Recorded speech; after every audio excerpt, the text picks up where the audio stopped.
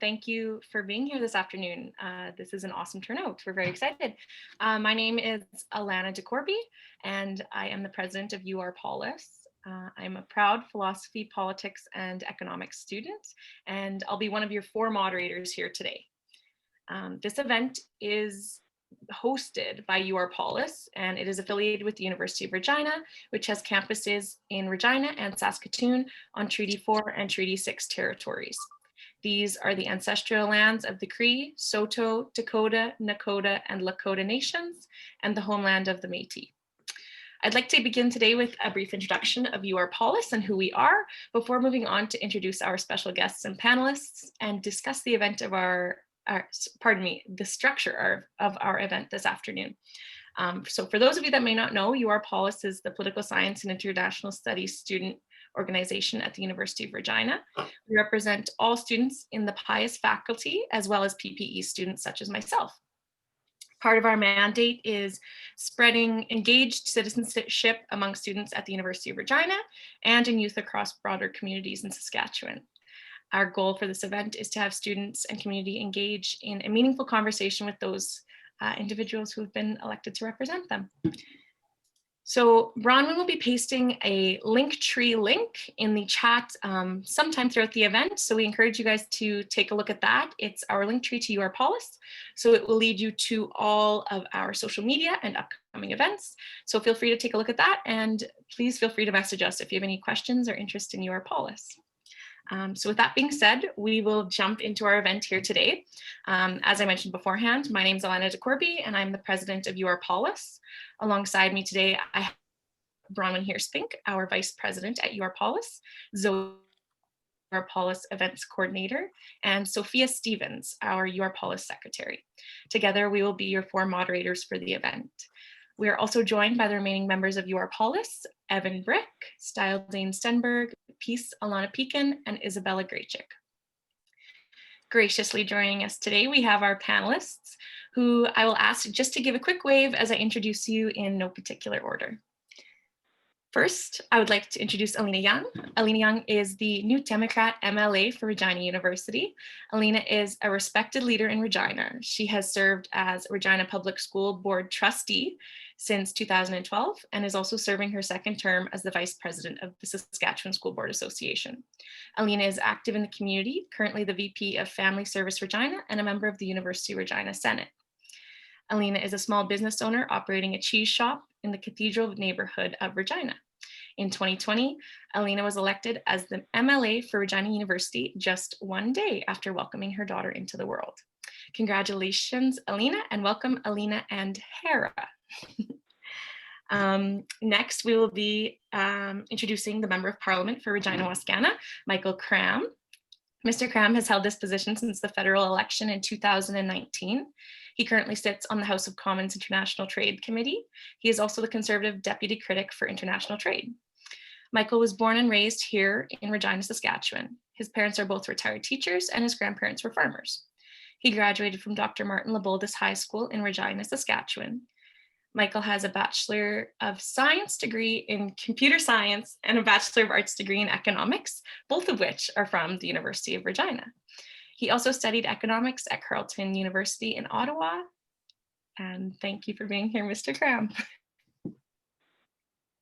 Next, we will welcome, the Mayor of Regina. She's not on my screen right now. Hi there. I'm not sure if you can hear me, but I'm having some issues with my camera, so to speak. Oh, no worries at all. We'll continue as normal. Hopefully we can get the camera figured out, but no worries at all. I can hear you loud and clear. Awesome. Thank you. Yeah, no problem at all. So we will welcome Mayor of Regina, Sandra Masters. Mayor Masters is the City of Regina's 35th mayor and first elected female mayor. Proudly Saskatchewan, Mayor Masters grew up in the prairies and has called Regina home for the past 20 years. Professional career has included agriculture financing, commercial real estate, and banking. She is a devoted mom to 4 grown children and grandmother of 1 and counting. Daily discussions with her granddaughter provide a grounding perspective in what's really important in work and life. Energetic and passionate about Regina's future, Mayor Masters is guided by a desire for an economically vibrant community that is inclusive, accessible, sustainable, and safe. Welcome, Mayor Masters. I would now like to introduce the Honourable Minister of Advanced Education, Jean Makowsky. Mr. Makowsky proudly represents the constituency of Regina-Gardiner Park and has been a member of the Legislative Assembly since 2011. Before taking on his current cabinet position, Mr. Makowsky served as the Minister of Parks, Culture and Sport, Minister responsible for Saskatchewan Liquor and Gaming Authority, as well as the Minister responsible for Tours in Saskatchewan. Jean has also held the positions of Deputy Whip and Legislative Secretary to the Minister of Parks, Culture and Sport. Prior to politics, Jean played 17 years with the Saskatchewan Roughriders, winning many notable awards, as well as the well-known Grey Cup victory in 2007. Jean attended the University of Saskatchewan and has a bachelor's degree in education with distinction. Welcome, Mr. Makowsky. Last but not least, I would like to welcome Councillor for Ward 1, Cheryl Stadnichuk. Councillor Stadnichuk grew up in the village of Guernsey, Saskatchewan, but has lived most of her adult life here in Regina. Councillor Stadnichuk graduated with high honors in political science from the University of Regina and also studied French at Laval University in Quebec. In 2019, she retired from the Canadian Union of Public Employees, hopefully I got that right, where she worked as a national researcher and also coordinated a national task force on women's participation in the union. She has one son who recently graduated with a double degree in French and French education. Councillor Stadnichuk has strong interests in community engagement, quality public services, environmental issues, equity, and human rights. In 2019, the Saskatchewan Council for International Cooperation awarded her the Global Citizen Award for her activism on human rights. Thank you for being here, Councillor Stadnichuk, and welcome. I'd like to extend my gratitude on behalf of your POLIS and everyone in attendance here today to our panelists for taking time out of their busy schedules to be here with us virtually this afternoon. It's awesome to see everyone here. So our event will begin today with the formal question and answer segment moderated by Bronwyn. Following this, we will open up the floor to our audience and special guests for questions that you might have for one or all of our panelists with us today. This segment will be moderated by Zoe, and we'll be we'll be taking questions directly from the audience for those who are comfortable speaking. So you can just raise your hand and we'll call on you. And if you don't feel comfortable asking the question yourself, you can direct message Zoe and let her know the question that you have. Please also, if you're wanting to do this, include if you would like your name said with the question as well. We kindly ask that our audience refrain from using the chat function throughout the event, and please treat other audience members and panelists with respect and kindness, as this is a nonpartisan event. Finally, we will conclude our event today with a few very well-deserved thank yous and a few words from Sophia. With that being said, Bronwyn, thank you, everyone. All right, thanks, Alanna. And we'll move right into the structured discussion period of our event right now. We kindly ask all members of the audience to mute their microphones and hold on to any questions until one of our moderators notes that the audience Q&A has begun. I will directly ask our panelists in no particular order to respond to the questions that UR-POLIS has sent out to them. We kindly ask that all responses are kept under 1.5 minutes. All right, with that, we'll go into our first question here. How does your level of government affect the day-to-day lives of students on the U of R campus? And we'll begin with Councillor Stadnichuk. Would you like to respond to that? Thank you. I think there's a number of ways, but I'm going to focus just on two. One is affordable transit, and it's partly the leadership of the University Students' Union that negotiated with the City of Regina a student UPass. And as a result of that, I know that right now it's on hold because of COVID, but as a result of it, I think that the usage of the number of transit rides increased from 668,000 in 2015 to 1.855 million in 2019.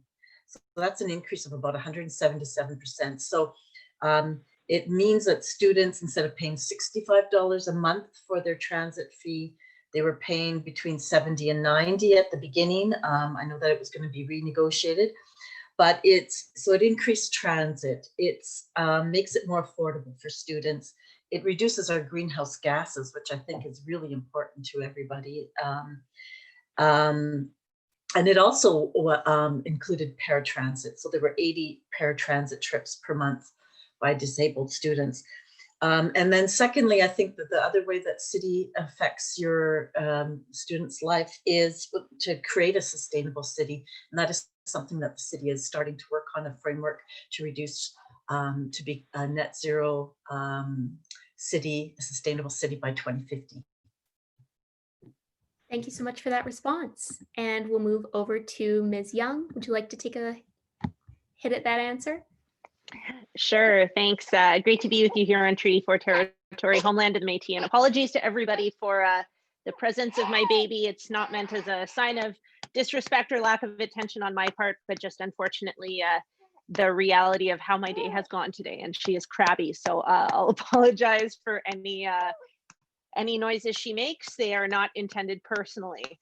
So in terms of what, obviously I'm an opposition member. So unfortunately, I don't have a great deal of control over what the province does or does not do. But in terms of the role that the provincial government plays in post-secondary education, I think it has the highest level of influence out of the levels of government that we do have represented here today. From everything from essentially deciding kind of what the nature of post-secondary looks like here in Saskatchewan. Currently, I think we treat it a little bit transactionally. To looking at, where the student body comes from, whether it's the recruitment of international students, folks coming through the provincially funded K-12 or federally funded K-12 education system, tuition, public funding of post-secondary, as well as, some of the kind of less tangible elements of post-secondary education. On the negative side, unfortunately, now more than ever, the number of folks with some post-secondary education who earn minimum wage has doubled. A higher minimum wage is something I'm in support of, but also we see on the positive side, the social engagement that comes with post-secondary education, whether it's in the democratic process or civic participation overall. So yeah, I think it's pretty important in some. Thank you so much. We'll move over to Mr. Kram now.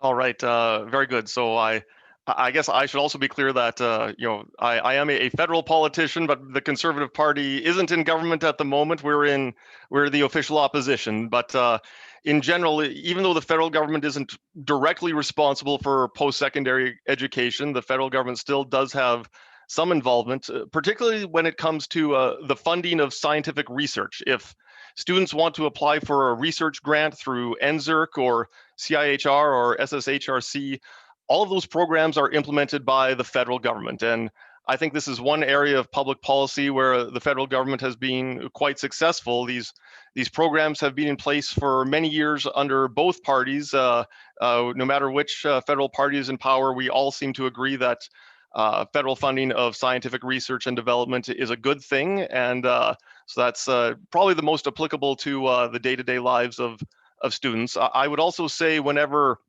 there is a major infrastructure project at the university, there's typically a cost-sharing program as well between all levels of government, and the federal government is involved with that as well. Thank you so much. We'll move over to Minister Makowsky. Hi there, everyone. Hey, thanks for having me on. Appreciate you having me on here, like I said. And, I think, as was mentioned before, there's certainly a lot of touch points that the provincial government has with day-to-day students, right from legislation, the legislation at the provincial level to create the U of R back several years ago. Of course, the operating funding that goes directly from the General Revenue Fund to the post-secondary institutions that help the costs there significantly. The capital side, as Mr. Kram mentioned, certainly there's a new project going on at the U of R to upgrade the CKHS, and so on the capital side, the province usually has a large part to play on there. Open textbooks, I know that's been appreciated by many students over the last few years. allowing to reduce those textbook costs for many, many students right across our province. And, in the student loan area as well, of course, Canada and Saskatchewan both have a part to play on that scholarship side. And I think the Ministry of Finance, when you buy something on campus, we pay sales tax, and SAS Power supplies the power, most likely to a lot of things going on campus. SAS still supplies the Wi-Fi. So a lot of things, probably more that I don't have off the top of my head, but certainly a lot of involvement in every student's daily life. Maybe not thought about initially, but as you go about your day, but there certainly are quite a few. Thank you so much. And we'll conclude with Mayor Masters. Thank you, and thanks for having me as well. No disrespect to my provincial and federal counterparts. I actually think the relationship that the municipal government has with U of R is probably the most important. It's where you're situated, it's where your student body and your faculty live, drive, move around our city, you enjoy our activities, we share infrastructure. And our job as it relates to the impact on the university is really promoting economic diversity, so that once you graduate from university, there's a place for you to work and thrive. And I think there's a huge opportunity on behalf of the municipal government, our government, to create a partnership, more of a partnership with the university as it relates to research to solve the issues that we're facing, or the opportunities that we're facing as it relates to, social issues, political, environmental, sustainability, economic policy. I think that, we have this kind of pocket of research going on and study and expertise that we could probably use a better job of using. There's probably opportunities to further share infrastructure and promote our joint success. And I think on the other side, in terms of the students' lives themselves while they're going through university, I've had the opportunity to speak with some students in housing, food security, and again, I come back to employment opportunities. Those are really kind of key and critical to day-to-day life. Thank you so much. And on the topic of economic opportunity, we'll move on to our next question, which touches on that. So young people across Canada are struggling right now. COVID-19 has exacerbated problems with youth unemployment, and many students are faced with rising tuition and cost of living. Many students fear that the economy they will enter into after graduating will not hold the same opportunities for them as it did in generations past. What's being done or should be done about this on the part of governments? And we'll begin with Mr. Kram. Would you like to take a shot at that? Okay, sounds good. So this is certainly an issue that's top of mind for Conservatives. When you're dealing with economics and pandemics at the same time, this can obviously get more than a little bit complicated, but the basics are this. The pandemic has exacerbated the problem of massive and unsustainable debt levels. Governments have gone deeply into debt, and this is only going to get worse the longer the pandemic drags on. So as we come out of the pandemic, the government's ability to spend on different government programs is going to be more and more limited. And so that means we can't be spending money we don't have on things we don't need. We should be focusing our spending on getting people working again by creating jobs. And so as part of the federal perspective on all this, we have to make sure that the jobs aren't all concentrated in one region of the country. We have to make sure that there's job creation all across the country and focusing on different strengths of different regions. That means, manufacturing in Eastern Canada and fishing in Atlantic Canada. And this means developing the resource sector here in Western Canada. To do that, we need to get pipelines built. We need to get the oil and natural gas drilling rigs working again. We need to get potash and uranium mining up and running again. So yes, definitely getting people back to work and creating jobs will have to be the focus of all levels of government as we come out of the pandemic. Thank you very much. And Ms. Young, do you want to go next? Sure. Hopefully you can hear me. personally, so obviously politically, and both like as somebody who actually cares about my community, is involved here and wants people to have opportunities coming out of post-secondary, I think this is incredibly important. But I also personally feel this. When I graduated university, it was on the heels of the financial crisis, and I think that pales in comparison to what graduates are looking at today with the pandemic, which is really a kind of a once in a lifetime tragedy, but also an opportunity, I think.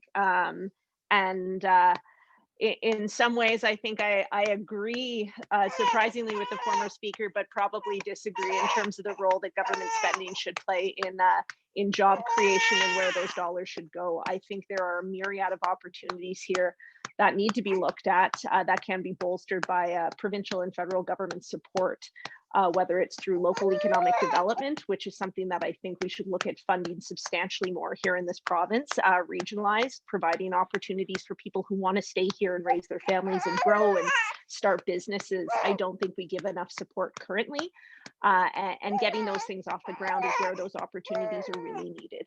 In addition to that, you know, I think we also have a tendency in this province to sometimes knock those publicly funded jobs, but those jobs, whether they're on campus, they're teachers, they're nurses, they're folks with IBEW keeping our power on during windstorms, those are things that we need to look at when we talk about not having enough human resources in a sector to meet the demands. It means that we're not resourcing those opportunities with people.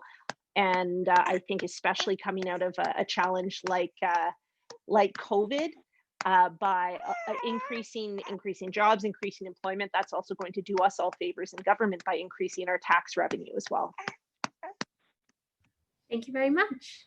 We'll go over to Mayor Masters now. Thanks. I may have a slightly different slant on this in fact, but I think there's opportunity. I think if we're smart with the way we invest the money in infrastructure, and I think because we are, and I think Minister Kram sort of listed it off, but MP Kram, we have a lot of opportunity here as it relates to resource base and a little bit of a shift into green, whether that be biofuel, and agriculture is huge. I think we're well positioned in some respects in the city and in the province to kind of shift into the next phase of sort of what the economy could look like on a go forward basis that fits into a large world view. We're already one of the major suppliers for lots of things coming out of this province in terms of export. And I think with some slight adjustments, a little bit of investment, we all know we're hardworking. I actually think there's a lot of opportunity here in our city and in our province that may not exist elsewhere, or might be harder to come by elsewhere. So I think that economic prosperity will breed both economic and social prosperity as well. And I just, in some respects, that's a heavy sigh because smart investment is the key, actually. It's not, education is one of them, but in terms of investing in the things that the world wants is probably in our best interest long term. And we've done it before. I just think we can continue to build upon that. Thank you. And we'll move over to Minister Makowsky. Yeah, you bet. Thanks. These are certainly very difficult times on course students, but so many out there, you know, with their business and their health and all the things that COVID has brought, for sure. Just on some of the affordability part for our students over COVID in the last few years, I will note the Saskatchewan Advantage Scholarship that was increased.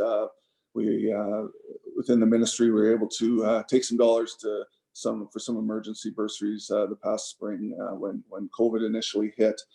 You know, I think about the graduate retention program, the most aggressive student retention piece right across Canada. And, you know, I think there, you know, we might not have the same opportunities in terms of what those opportunities are from when I graduated, for example. But, you know, I'm definitely excited about, of course, I'm not trying to dismiss COVID by any means. I know it's very difficult, but you know, I'm looking forward to the next few years once we get past that situation. You know, I point to our government's growth plan, and the last 10 years have been, you know, periods of growth for the province, and doing the things we're good at, food, fuel, and fertilizer. Saskatchewan's always been known for its innovative approach to things. And, you know, I think the best favor you could, one of the best things you can do is doing what you're doing as a student, is going to school. And, you know, the statistics show you're over the length of your career, you're far better off with a degree from one of our great institutions. And so that's great. Like I said, I think the growth plan has some goals and lays out where we want to go as a province. And I'm excited about it, and those opportunities for our graduates, and things are changing rapidly, and institutions have to stay on top of that. Like I said, things are a lot different than when I went to school, and you know, we have to keep working on it and keep pivoting to what the labor market needs. So I'm looking forward to it. Thank you. And we'll conclude with this question with Councillor Stadnichuk. Thank you. Well, I do think that education is critical for the future of so many people, and students are in a situation where tuition is rising. You're going to have high debt loads on top of this COVID crisis. So I think that we need to address the debt load that students are facing. There are some countries, there's a lot of countries in the world. I was in Brazil for 5 months. Brazil has free university tuition. Germany has free university tuition. There are a lot of countries that have free tuition. And it's an important, you know, in terms of a future career and future earnings, we know that university or post-secondary education is pretty important. So I would like to see that addressed as you graduate in your, and there may be fewer jobs. The last thing you want to be doing is starting to, you know, to be under this huge debt burden. I would like to see tuition come down, because maybe it's not likely we could have free tuition, but I'd like to see the cost of tuition come down for students. And maybe we have some kind of a temporary moratorium, some kind of a moratorium on debt repayments, because that's really hard when you're trying to start a career. So, and there could be programs, you know, in the past, there were federal government programs for employment. I don't know what they're thinking of this year, but that would be really great to give students, whether it's just while you're still studying, some really interesting career enhancing opportunities in the summer. That would be wonderful if there is some programming for that. Thank you. Thank you so much. And I see that we're running a little bit short on time with the structured discussion, so I'll conclude with one last question here. So there's long existed a narrative of young people being disconnected from politics. We have seen a rise in youth voter participation in the last 2 federal elections, but major gaps still exist, especially at the provincial and municipal levels. Despite being some of the most politically and socially engaged citizens, young Canadians are still less likely to vote than any of their older counterparts. What can be done on the level of governments to address this? And we'll begin with Minister Makowsky. Do you want to take a shot at that question? Yeah, you bet, for sure. We just went through an election cycle here in the province, and you know, my personal experiences. There was the people I talked to, people that worked on our campaign. There was a lot of young people, and they were very engaged, extremely engaged, and you know, that's great to see, and great for the future. I know both universities have political science degrees available. You know. I think events like today, you know, we always have, when we're able to, school groups down at the legislature to give kids, you know, a bit of a taste of what goes on the ledge, and you know, from the textbook to actually being there, it's it's a good program. So, you know, I think important thing to do is not on the side of not turning people off from politics as well. I think you know, there's things we can do. You know, in other places in particular, you know, there's a bit of a shine taken off of what goes on politically. So we always have to make sure we're being on our best behavior. And you know, I think, like I said, the education system is an important part of that. I think we all have to realize so many people around the world and from our past would love to have the opportunity to vote, and we have to keep emphasizing that. And so many people wish they had that right and have fought and given their lives for that. So that's an important thing we have to just continue to keep highlighting, and you know, hopefully you know, we can get those things turned around. Might have something to do with you know, your time in life as well. When I think back about, I'm talking quite a bit about my past year when I was in school. I guess that's a sign that you're getting old, I guess. But you know, you have a lot of things on your plate, a lot of things going on. Maybe you're raising a family, you're studying, you're have a part-time job, whatever it is. That might be lower on the scale of importance to you. Of course, teach their own, but that might have something to do with it. But I think we all elected folks take a piece of that to set a good example and try and move things forward on that area. Thank you so much. Mr. Kram, do you want to go next? All right, sure. You know, following Minister Makowsky's remarks, I'll try to avoid any you know, stories from my childhood or anything like that. So I guess there are two problems that I see. One is that political parties have done a poor job of communicating to young people what is actually involved in politics, and two is that young people tend to sell themselves a bit short when it comes to what they can actually contribute to politics.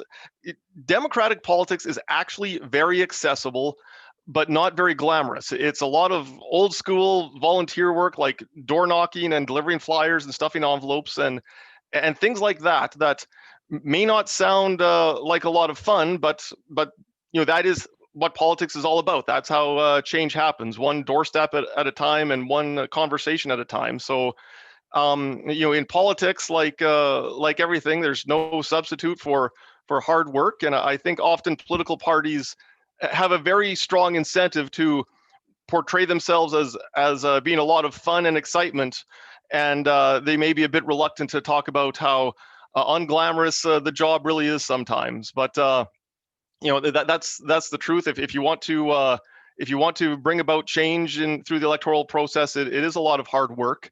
One program that the Conservative Party has is a youth internship program. If you are interested in being you know, a summer student on Parliament Hill, I know that the Conservative Party does have a summer internship program. I believe most, or if not all, of the other federal parties have that as well. So that's certainly something that young people can look into if they're wanting to get more involved.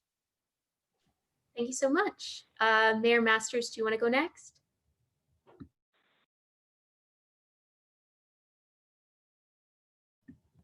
Sorry, apologies.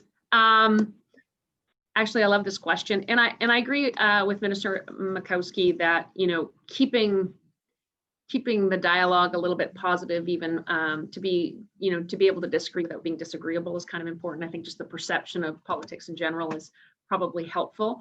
I actually believe in engagement at a younger level. Like from our perspective, the idea and the plan once COVID is done with, going into high schools and actually having budgetary conversations and having governance conversations and engaging with high school students to make it a little bit more real and to determine how it affects their lives. There's also, I think, a responsibility on behalf of elected leaders to provide some mentorship to you know, folks out in the community, and to actively recruit. Probably the provincial and federal governments do a better job of this because municipally we're apolitical. The idea being that if you can talk to more people and engage youth at a level, you know, not coming down to, but meeting them where they're at, I think is probably a good idea. Mayor Dawn Arnold out in Moncton, she's got a youth advisory council, and so reaching out to her to determine how she set that up, just to be able to engage, to understand, we say at the municipal level, policies that we invest in. If we're investing in infrastructure, I'll be long gone by the time it will still be being enjoyed by U of R students' grandchildren. And so engaging at that level, I think the onus is upon the leaders to reach out, to ask those opinions, and to make sure when we're doing engagement that we're reaching, again, those levels where they're at, whether that's at university or high school level. That's what I think. Thank you. And we'll move over to Councillor Stadnichuk if you want to jump in and answer. Okay. At the council level, because you don't have political parties, you can have a lot of debate and discussion that isn't partisan, and I think that that is an interesting, that is something that can turn young people off, is when you see a high level of partisanship that happens debate at other levels. I also think that we need to have, that leaders need to, political elected people need to be accountable. And because there can be a lot of cynicism that, you know, promises might be made and not kept, or whatever the situation, but, you know, but people, as long as you're accountable and you're engaged with people, you're there for the people, you're there for those that elected you. I also think that our current first past the post system makes it a little bit less engaging for people. If we did have more proportional representation, I think that you would have more engagement. I do really believe that. So those are some thoughts. Thank you. And Ms. Young, are you able to jump in, or? I am, although now you can all see that I'm wearing leggings on the bottom and you can see my messy, messy house. I think this is a great question, and I think about this a lot, whether it's in regards to young people or the type of disenfranchisement that we see leading to some of the incredibly, frankly, terrifying scenes south of the border of late. And I think, well, there's not a lot of parallels to be drawn there. I think the disenfranchisement that we see in those two really disparate groups, and which I believe is deeply rooted in economic insecurity, in a sense that folks aren't going to do better than their parents' generation, and are so pressed with the day-to-day necessity, is critical. I mean, you would know this well at the U of R. I know there's been work done looking at students who drop out and what the reasons are for that from their post-secondary. And one of the threads running through all of that is students who are balancing work and full course load. And when we have people who are struggling even to participate in post-secondary, something they place value on due to economic insecurity, it's really hard to then ask those people to step up and engage with political leaders and to organize and to make their voices heard. So I think it's actually less incumbent on young people and students and more incumbent on us as leaders to listen to the voices that aren't necessarily represented. Yes, we need to do better at engagement. And yes, we need to do more to go out and meet people where they are. But just because, say, I don't get an advocacy meeting from students at the U of R, hypothetically, say in the next 4 years of my term, that doesn't mean I shouldn't factor them into my decision making and into my prioritization. And I think we all, societally, broadly speaking, and in as nonpartisan way as possible, I think we need to do a better job of listening to the voices that aren't represented in advocacy and representing and stepping in for them. Thank you so much. I'm glad that we were able to end on this question, because I know when I was a young student in elementary and high school, how much sort of my political adjacent experiences shaped my life and what led me to go into political science. And we're joined by 2 grade 7-8 classes from St. Dominic today. So I'm hoping that this will sort of spark some interest in politics, or at least in sort of civic engagement with some of our young students today. But with that, we're going to conclude the structured discussion segment of the event today. Thank you so much to our panelists for speaking. We heard some very thoughtful responses, and I hope that everybody was able to sort of soak in some of those ideas. I know I found a lot of them quite fascinating. So I'll pass the mic over to Zoe, our events coordinator, to begin our audience Q&A section. Thank you, Bronwyn. So yeah, we're going to move on to the question and answer segment of the panel. So we're going to be taking questions directly from the audience if you're comfortable speaking. So what you'll do is you'll put your hand up. So if you look under the participant tab, if you haven't updated your Zoom, it'll be there to raise your hand, or it will be under the reactions tab if you have updated your Zoom. You can also always just message me in the chat directly if you're not comfortable asking your question out loud. Like we said, just say if you want your name included or not. And I think that's everything for that. So to start, we are actually joined by a couple student groups, and they're going to ask the questions to our panelists first, and then we'll move on to the audience. So our first question is from Cade, he's the president of the University of Saskatchewan Political Science Students Association. Cade, thank you for being here with us today, and you can ask your question now whenever you're ready. Awesome. Well, thank you for having me. It's great to be here. My question is specifically for Minister Makowsky. So as a result of the pandemic, many students have lost their jobs, and many have lost opportunities to learn outside of the classroom. Specifically, political studies and international studies students lost a great opportunity when the Saskatchewan Legislative Intern Program was canceled this year. Once the pandemic is over, will the government reinstate this program, because it's a great opportunity for students of all disciplines to have hands-on experience in the workplace? Yeah, thanks very much for the question. Certainly, in the larger aspect of students getting hands-on experience, I know there's right across the public service, the Johnson-Strayama School, for example, has internship programs. Certainly, the private sector does as well. We want to make sure that those are available, and I think I'm not sure. I can't say for certain if they've been impacted greatly from Johnson-Strayama, as well as there's many summer job placements right throughout the public sector, and even here in the building. So of course we want to prepare our students for the future as much as we can. I can't make commitments here today on that specific program, the SLIP program that you had brought up. If you are interested in putting a proposal forward, that's something that could be looked at. Certainly, we get a lot of proposals, and it's throughout government, but also in the advanced education sector. So that's something we could take a look at, but I can't make a commitment here today. Thank you very much for the question and response. I think Michael Kram wants to say something about that. You can go if you want.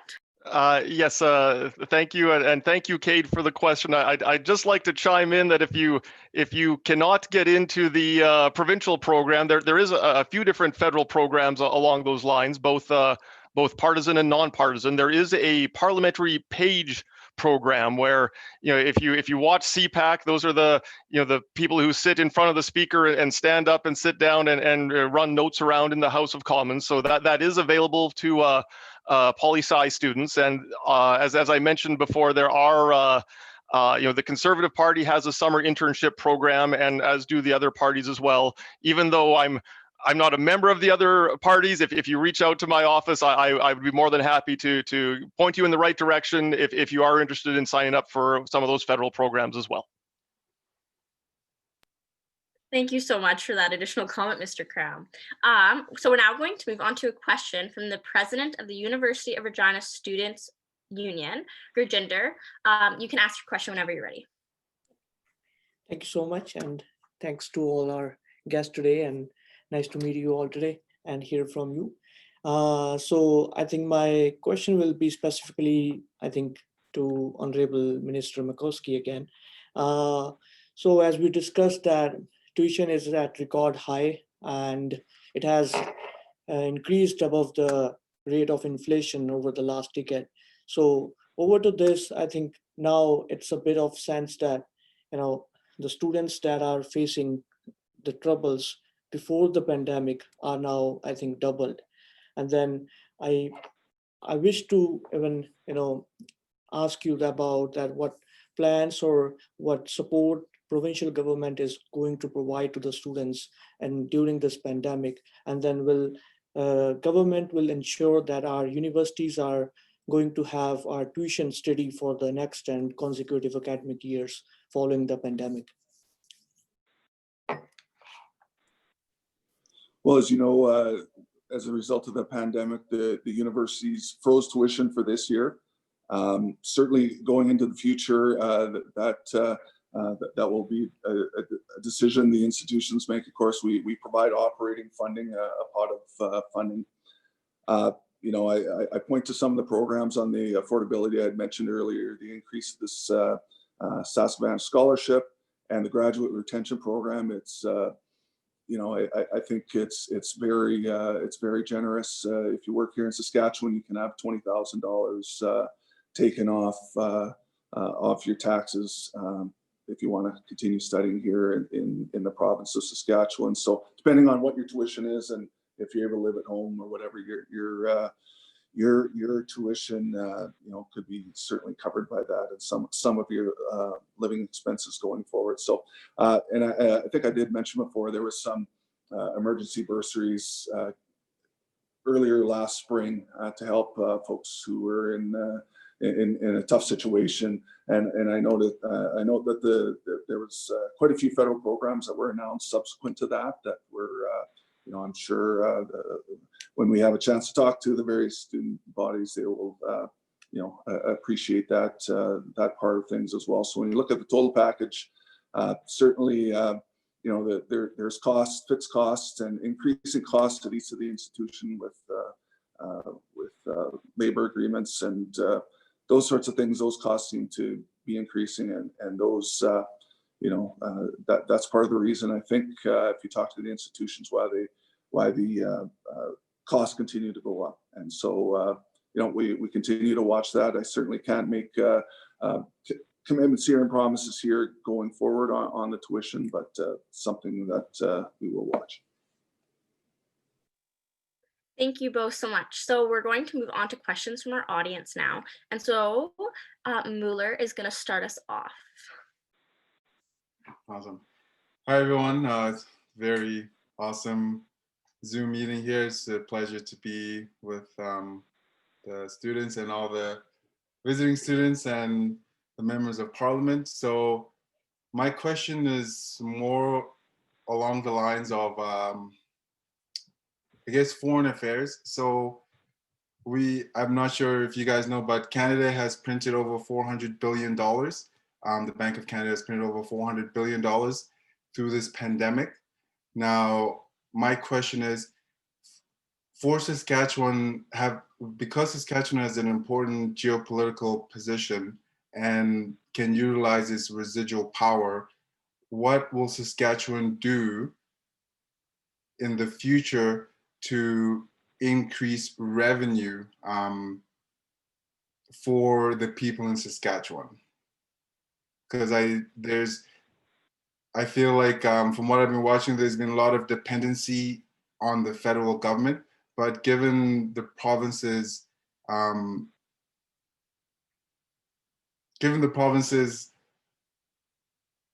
different power dynamic to challenge the federal government, how will Saskatchewan and especially Regina move forward in using their abilities to grow the Saskatchewan economy without depending on the federal government?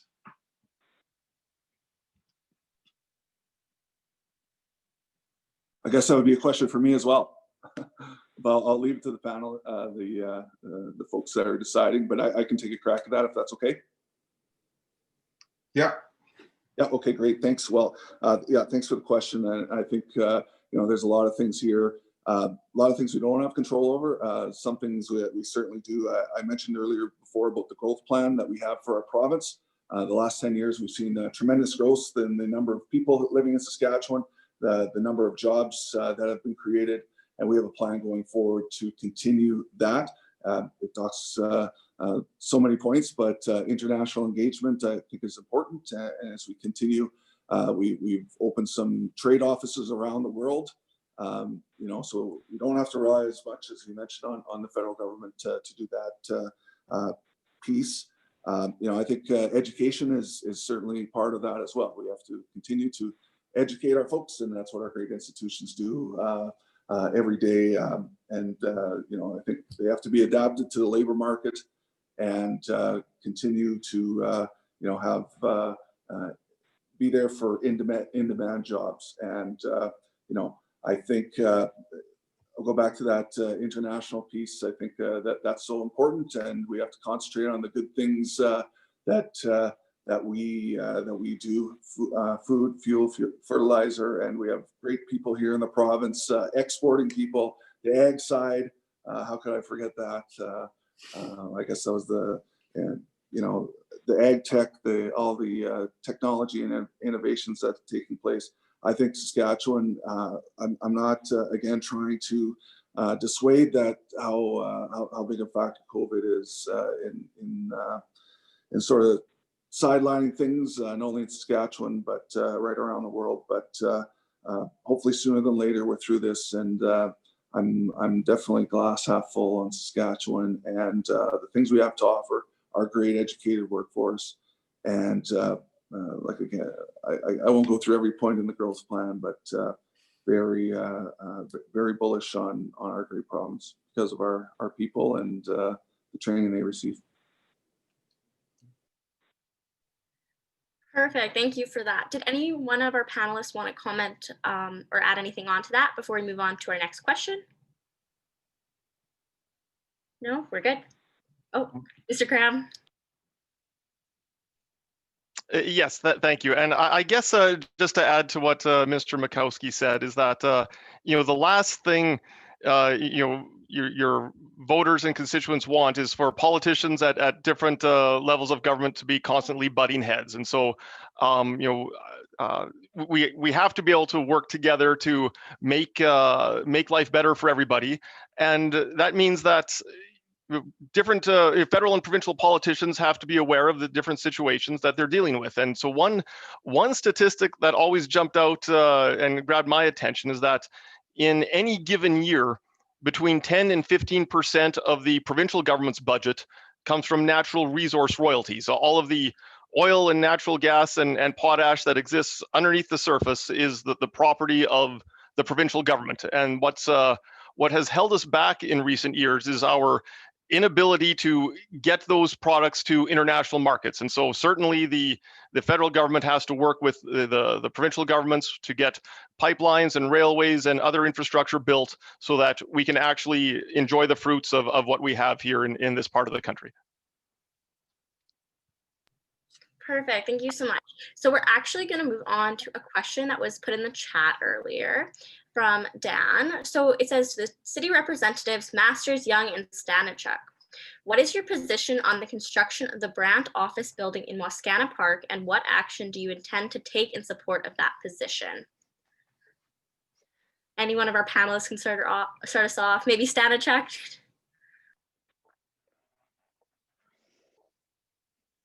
I was hoping that Mayor Masters would start off on that one. Should I start? I mean, there is a motion on that the city council passed. I can't remember when, a year or two ago, before I was on council, that stated that the council is opposed to that, and there are some concerns about the consultation process and the whole of the processes that were followed.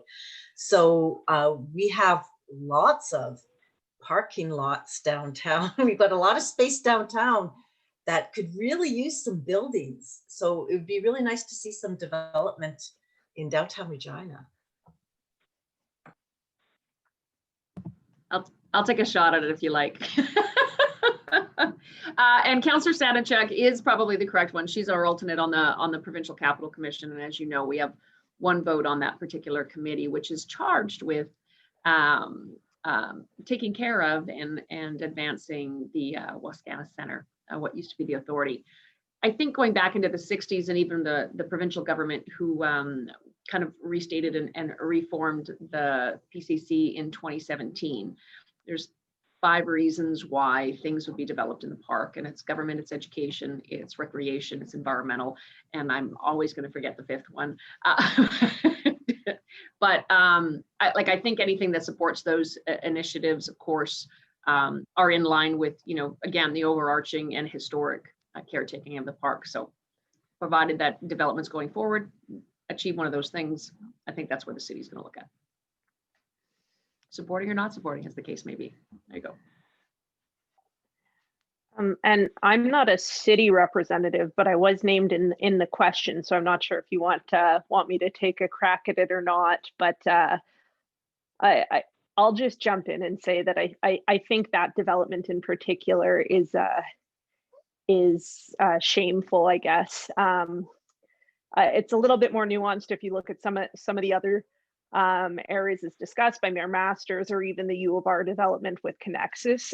However, quite frankly, as a user of the park, I normally run around the park every morning. It's a great joy to me. I think it is truly what makes our city exceptional, a little green spot in the prairies. But just economically, it makes absolutely no sense if you look at the situation in Regina right now. We have, and one of the city representatives could likely speak to it better, but I believe somewhere between a 10 and 15% commercial vacancy rate in regards to office buildings in the downtown area. I know I operate a business just off of that. I'm very aware of that. And you don't even have to go far. You can walk directly across the street. The old Cooperators building is empty. There are empty office buildings everywhere. So to essentially pretend that there is a need for a 70,000 square foot office building that just happens to be going to the provincial government's largest corporate donor is, I think, a little bit frustrating to hear, I guess would be the polite way to put it. And while I truly, genuinely do try and approach most decision making as assuming that there's a good reason for things, if we can't explain what that decision making process was or what it looked like or how it came to be in a way that is palatable or acceptable or even I'd go so far as saying transparent, then maybe it's not such a good idea. And it's certainly something that I'm opposed to both as a provincial member of the NDP, but also just as a resident of Regina. I find it incredibly frustrating. Thank you so much for all those responses. I think this will probably be our last question from the audience just because of the sake of time. So this one is from Jack Nestor. It says, for Minister Makowsky, what programs or incentives are you planning to implement as Minister of Advanced Education to make a university education more accessible for Indigenous students? Yeah, thanks for the question. I think there's great success stories, SIT, GDI, FNUC, wonderful stats coming out of that in terms of engagement and more Indigenous students all the time. So, that's absolutely great to see. I'd point to the programs I've mentioned, Saskatchewan Advanced Scholarship, the Graduate Retention Program that are so important and so used. And, there are other scholarships, my understanding, private sector through different, through those 3 different institutions. So I can't, again, say what might be in store as budgets unfold and as we go into the future. But in general, I think that there's been a great success, and we want to continue along with that, along with those institutions, but also all the other institutions who year over year sees increased enrollment of our Indigenous students. And so that's wonderful to see, great to see for the future of our province. And, I can't, again, it's a little different being in government to, have to answer for spending and programs. And so it's difficult to do that, to make announcements on a panel like this, but certainly something to keep in mind. Sorry, can I jump in here? I promise I'm not going to just take a shot at Minister Makowsky. But on this issue, I think both, obviously there's a moral imperative to close the gap with Indigenous communities and non-Indigenous communities. But I do also think that something that largely goes unaddressed, whether we're talking in post-secondary, we're talking in economic development or workforce participation. I know we saw this at the K-12 level, but of course there are historic and the traumatic that our Indigenous communities face that still have repercussions today. However, a lot of the students that we saw in a K-12 system where I served for 8 years, the challenges that those students were experiencing weren't due to the fact that they were necessarily inherently Indigenous. A lot of those students were facing challenges because they're poor. And this is something we need to talk about, and we need to talk about it as a city, as a province, and certainly as a country. A lot of the people that we see facing challenges, and whether that's in accessing post-secondary or succeeding as working citizens and folks in our neighborhood, they're struggling because they're poor and they don't have equal access to opportunity.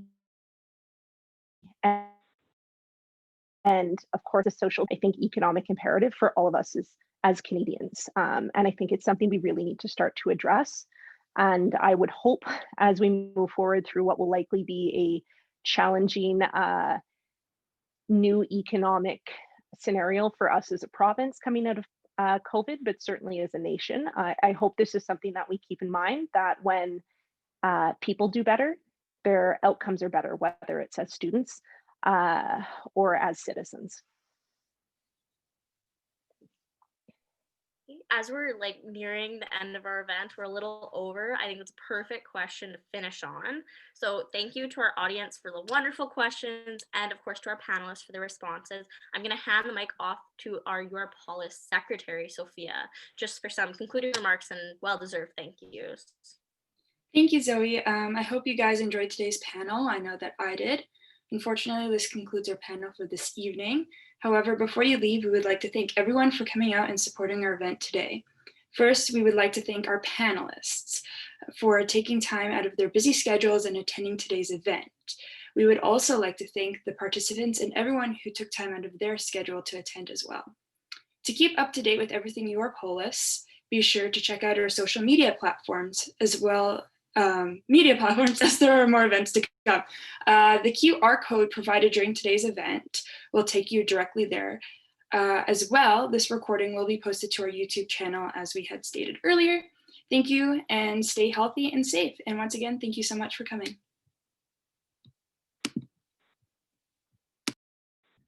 Thank you all.